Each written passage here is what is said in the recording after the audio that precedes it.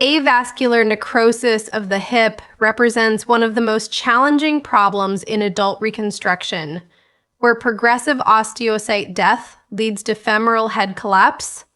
The entire management strategy hinges on a single critical question.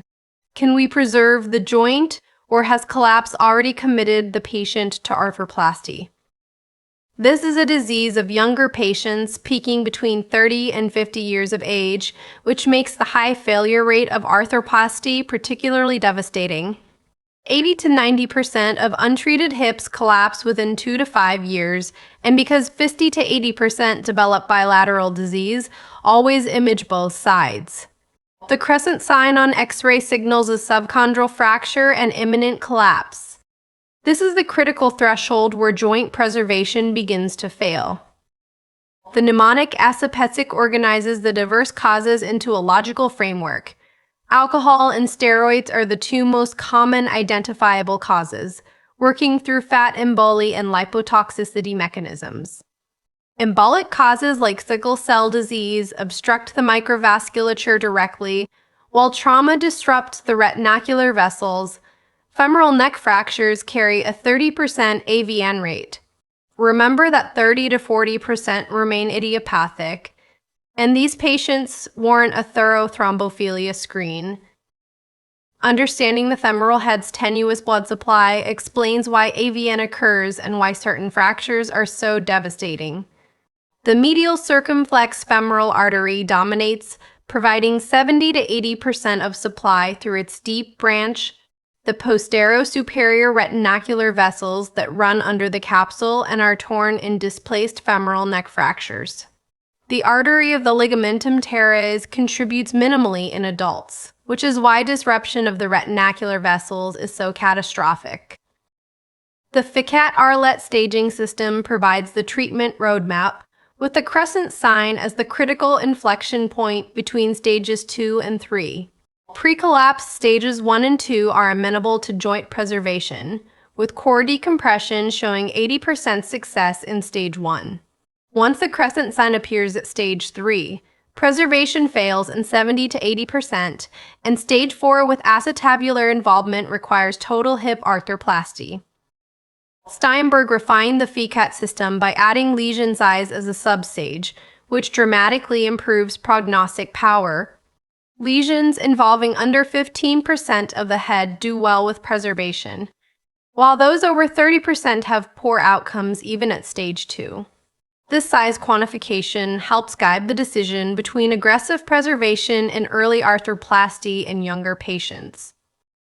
The algorithm is straightforward. Pre-collapse means preserve, post-collapse means replace, with age modifying the approach. Under 40 with stage 3 and an intact medial column may benefit from valgus osteotomy or vascularized fibular graft. Over 40, total hip arthroplasty is definitive with cementless fixation and hard bearings preferred in young patients.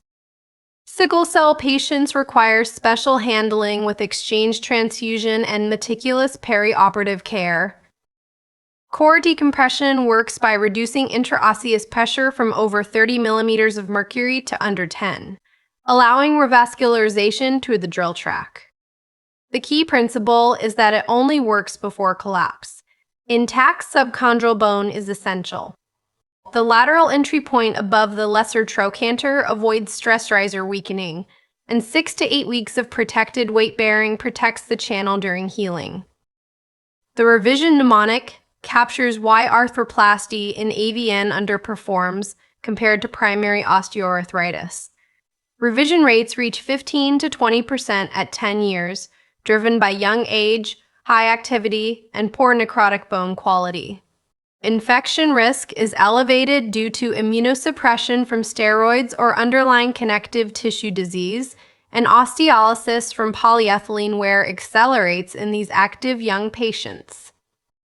These 4 numbers define the prognosis and frame the treatment discussion.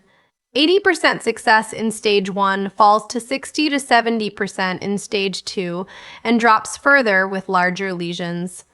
Patients must understand that total hip arthroplasty in AVN carries a 15 to 20% revision rate at 10 years, roughly double that of primary osteoarthritis, which is why joint preservation is pursued so aggressively in the pre-collapse stages.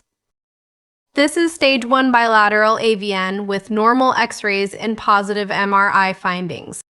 The optimal window for intervention. Core decompression of the symptomatic right hip is prioritized, but because the left side is already positive on MRI, the patient must be counseled about likely progression. Risk factor modification is essential, alcohol cessation, steroid review, and thrombophilia screening if no cause is identified. The crescent sign at stage 3 is the pivotal finding. Preservation fails in 70 to 80% of these cases. At 42, she is borderline, but the intact medial column criterion and her stated desire for preservation justify considering valgus osteotomy or vascularized fibular graft. The commonly missed point is that even if preservation fails and arthroplasty becomes necessary, the revision burden in AVN is substantially higher than in osteoarthritis, making thorough counseling essential.